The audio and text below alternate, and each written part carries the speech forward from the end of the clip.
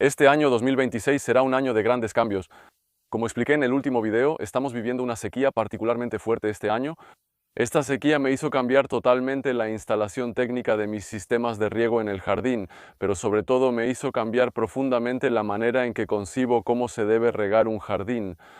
Entonces, en este video, primero vamos a ver mi contexto, cómo estamos instalados aquí, para que vean si lo que hice aquí puede ser algo que ustedes podrían hacer en su casa.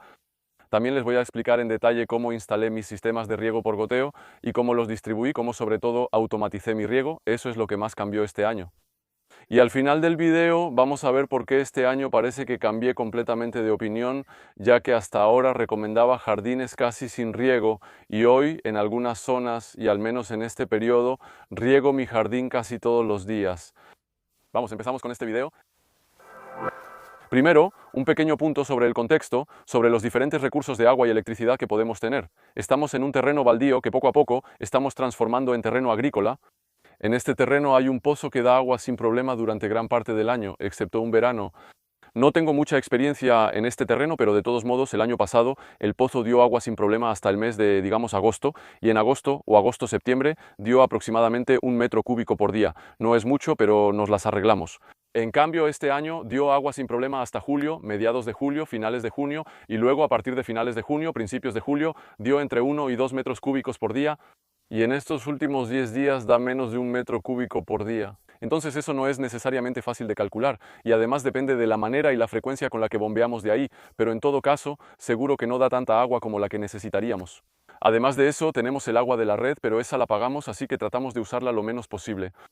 Y bueno, estamos en proceso de instalación, así que todavía no tenemos los techos con la recolección de agua de lluvia y los tanques. Y además de eso, tenemos tanques en el jardín, pero que sirven como reserva y no como recurso, y los llenamos ya sea con el agua del pozo, preferentemente, y si no hay de otra, a veces con el agua de la red. Entonces, el agua de la red la pagamos, así que tratamos de usarla lo menos posible. Dicho esto, hay otra cosa que va a definir qué agua vamos a usar primero, y para eso necesito hablarles un poco de energía. Al principio, en este terreno, no teníamos electricidad. Por esa razón instalamos tanques elevados en el jardín, ya que al principio Carol tenía un sistema de riego de baja presión. Es decir, ella llenaba con una bomba en el pozo y un generador para hacer funcionar la bomba, y llenaba tanques almacenados en el jardín, en lo alto, y luego eso enviaba el agua por gravedad a los sistemas de riego por goteo. Entonces eso estaba muy bien para las necesidades de los pequeños huertos que tenía al principio, pero ahora, con el vivero que además está creciendo aquí, pues ya no era suficiente y tuvimos que intentar otra cosa. Y ahora tenemos electricidad gracias a estaciones solares autónomas, es decir, pequeñas estaciones eléctricas con paneles solares que las acompañan. Empezamos con una EcoFlow, y como no era suficiente, pasamos a Anchor Solix para tener una estación un poco más potente y también con paneles un poco más potentes, pero que sepan que no hago ningún tipo de colaboración, así que si les interesa les dejo investigar por su cuenta. Entonces ahora tenemos suficiente electricidad para hacer funcionar la bomba en el pozo, más o menos tanto como queremos. Ahora tenemos otra limitación. Les explicaré en detalle la instalación técnica, es decir, el riego por goteo en casi todo el jardín, la aspersión en todas las plantas del vivero que están en macetas para la venta, que por lo tanto hay que regar regularmente. Bueno, dos, tres cositas más, pero el otro detalle es que el pozo está a unos 50 metros del jardín, el agua está a 6 metros, así que la bomba está a 7 metros de profundidad, y entonces sí hay caudal, pero por otro lado no hay suficiente presión para que funcione en todos estos sistemas. Entonces, para todo eso, estamos obligados a usar el agua de la red, donde sí hay suficiente presión. La idea no es quedarnos así, ahorita solo estamos instalándonos. El proyecto a largo plazo será tener una gran reserva de agua en la superficie, una alberca o algún otro tipo de tanque bastante grande, con el pozo enviando agua muy regularmente a esa reserva en la superficie. Con una bomba, y luego otra bomba tal vez más potente en esa reserva que después envía el agua a todos los sistemas de riego en el jardín. Bueno, eso vamos a intentar implementarlo pronto para que podamos usar realmente al 100% el agua del pozo. Así que por ahora estamos un poco obligados a usar todavía mucha agua de la red, sobre todo este año. Porque realmente este año es cuando ha habido grandes cambios. Al principio tenemos los diferentes tanques de agua que están en el jardín que nos sirven para llenar las regaderas. A mano regamos en el momento de la siembra y luego intentamos de vez en cuando dar un pequeño riego. Es decir, yo recomendaba hasta ahora un riego una vez cada 10 días o incluso en época de poca sequía, una vez por semana. Funcionaba, pero este año he cambiado totalmente. Entonces, lo que cambió mucho este año fue pues la instalación ya de los sistemas de riego por goteo. Es decir, siempre puse algunas líneas de riego por goteo como medida de seguridad en ciertas zonas un poco sensibles, pero este año instalé riego por goteo en casi todas las zonas cultivadas. Bueno, voy a hacer un pequeño tutorial sobre cómo instalé técnicamente las líneas de riego por goteo. Y bueno, para empezar, agrupé mis líneas de riego por goteo en dos zonas diferentes, no más. Entonces, si activo una línea, riega la mitad del jardín, y si activo la otra línea, riega la otra mitad. Y eso lo hice por una razón muy específica, que es que junto a esta instalación automaticé este riego. Eso significa que tengo un programador que va a activar una línea durante media hora y la otra durante media hora, y por lo tanto no al mismo tiempo. La idea es que hay suficiente presión para hacer una parte y luego suficiente presión para hacer la otra parte. Si hago las dos al mismo tiempo no es suficiente, así que si las hago en dos partes es porque puse un programador y en ese programador solo hay dos salidas diferentes. Así que compré dos programadores, eso me da 4 líneas, un programador que me riega el jardín y entonces las dos zonas de riego por goteo y otro programador para el riego. Por un lado, la pérgola con los aspersores, solo para las plantas que tengo en maceta, y otra línea para unas pequeñas zonas que tengo en el invernadero. Quizá también se los presente ahí. Entonces existen programadores con más salidas que no cuestan demasiado. Yo compré dos programadores que tienen dos salidas cada uno, que me costaron 120 euros cada uno, así que no es barato. Realmente no son los más baratos, quizá incluso sean los más caros de este tipo de programador. Después hay manera de instalar electroválvulas y programadores por separado, es un poco más complicado. Yo, la verdad, elegí la herramienta un poco más lista para usar, así que son 120 euros cada uno el programador, pero es un programador de bastante buena calidad de todos modos. Entonces, un pequeño punto respecto a la automatización, hay que saber que, bueno, tiene diferentes ventajas. Permite que, bueno, se riegue solo y eso me libera ese tiempo para poder hacer otras cosas, porque el horario de trabajo que tenemos durante el día es bastante reducido debido al calor que tenemos en la tarde. Así que eso me permite ahorrar tiempo, me permite estar más tranquilo y sobre todo me permite, como dije en el último video, poder quizá tomarme algunos días de vacaciones y bajar un poco el ritmo, tomarme 2 o 3 días de vacaciones de manera bastante tranquila. Por otro lado, la automatización va a tener una gran desventaja y es que hay un riesgo. Entonces, ya cuando instalas el sistema, un consejo: las primeras veces y al menos la primera vez pon la presión al máximo en tu red, déjala funcionar un rato y revisa todo para ver si no hay una conexión que se haya soltado, si no hay algo que se haya desarmado y que te pueda hacer perder toda tu agua. Y una vez que todo aguante, pues el riesgo es que un día alguna parte se tape o un día alguna parte se suelte y eso provoca un gran desperdicio de agua, y por lo general ese incidente te vas a dar cuenta cuando ya sea demasiado tarde, cuando veas zonas que están totalmente secas porque no han sido regadas. Y entonces el gran riesgo va a ser que, como es automático, ya no le prestamos atención, ya no lo vigilamos y es ahí donde ocurren los errores. Entonces es automático, se hace solo, pero yo de todas formas paso todos los días a revisar que sí se haya regado bien. Me toma 100 veces menos tiempo que si tuviera que regar yo mismo, pero de todas formas me tomo un momento cada día para verificar que todo se haya regado bien en todas partes. No necesito necesariamente revisar en todas partes, como tengo todas mis zonas agrupadas, basta con que vaya a ver en cualquier lugar ya si goteó o si regó, y entonces por lógica, si goteó en un lugar, eso quiere decir que la red se presurizó y que no hay ningún lugar donde se haya desconectado. Pero si un día paso y veo que no goteó, es que se desconectó en algún lugar, así que ahí lo vuelvo a poner en marcha manualmente, voy a ver dónde está la fuga y la reparo.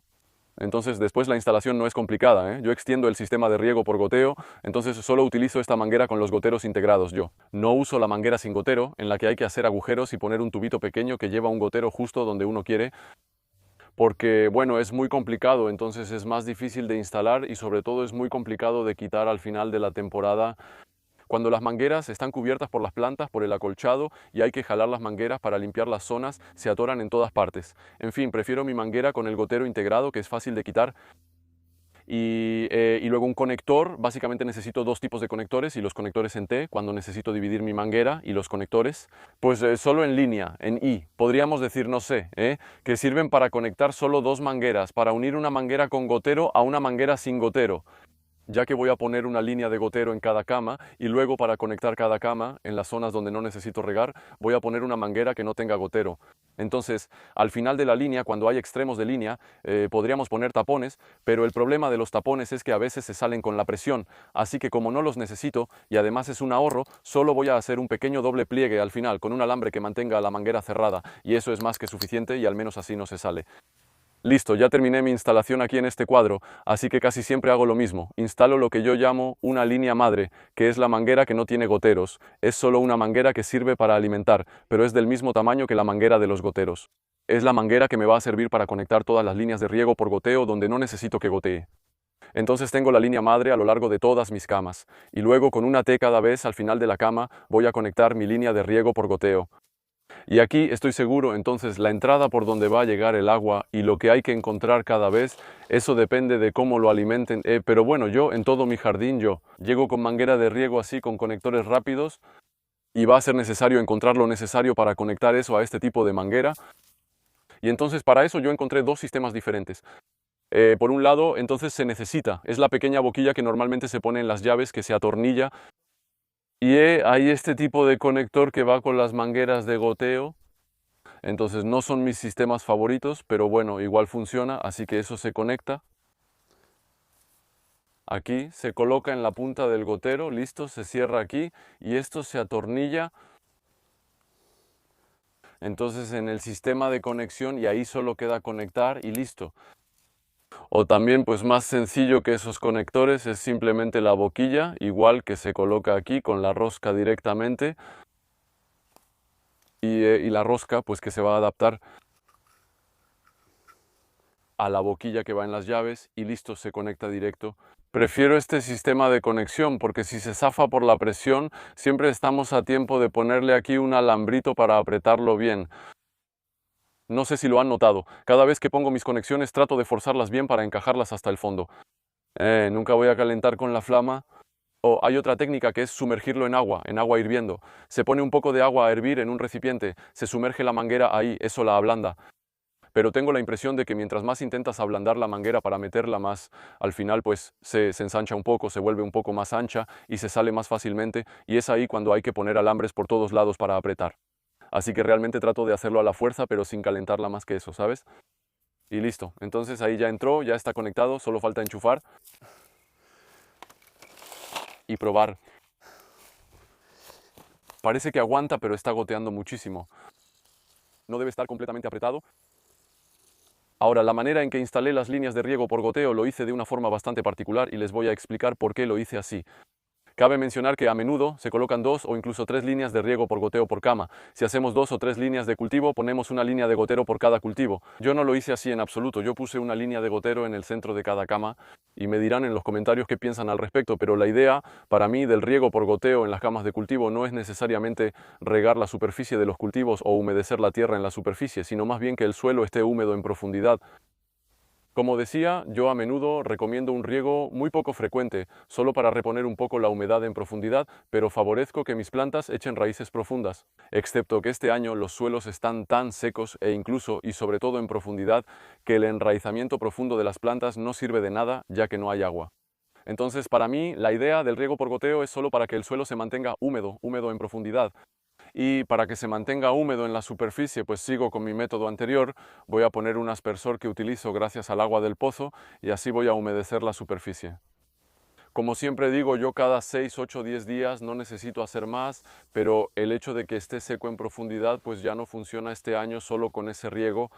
Entonces una línea de riego por goteo en medio de cada cama que pongo a funcionar más o menos todos los días durante media hora. No es mucho, pero es suficiente para que se mantenga húmedo a una profundidad media en el suelo. No es suficiente para llegar realmente a profundidad, pero es suficiente para que las plantas sobrevivan bastante bien.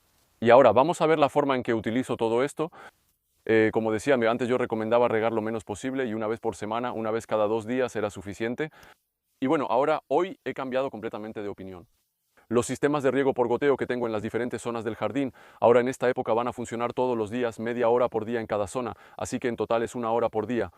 Entonces es como si todos los días tuviera la llave del agua abierta durante 1 hora, más todavía media hora para la pérgola con las plantas en maceta, así que sí es bastante riego. Y eso significa al mismo tiempo que al final del año también nos va a costar cierta cantidad de dinero. Cabe mencionar que en el jardín en gran parte es producción para el vivero, así que es nuestra empresa la que depende de eso, por lo tanto no podemos simplemente parar así nada más. Y además también tenemos una producción de alimentos para nosotros. Así que tenemos 1 hora al día, los sistemas de riego por goteo funcionan muy temprano en la mañana generalmente, y hay que saber que esas son realmente las líneas de goteros que están en el centro del bancal, no riegan realmente los cultivos, solo humedecen el suelo en profundidad, lo que hace que las plantas aguanten un poco. Y además de eso tengo el agua del pozo que va a un aspersor que voy a colocar en diferentes zonas. Todos los días lo vamos a poner en un lugar diferente y vamos a tratar de hacer rotaciones para que cada zona haya sido humedecida en la superficie al menos una vez cada 6 u 8 días. Entonces, realmente diferencio el hecho de humedecer el suelo en profundidad para que las plantas resistan y el aspersor para humedecer y refrescar las zonas en la superficie, pues para la vida del suelo, para la frescura de las plantas.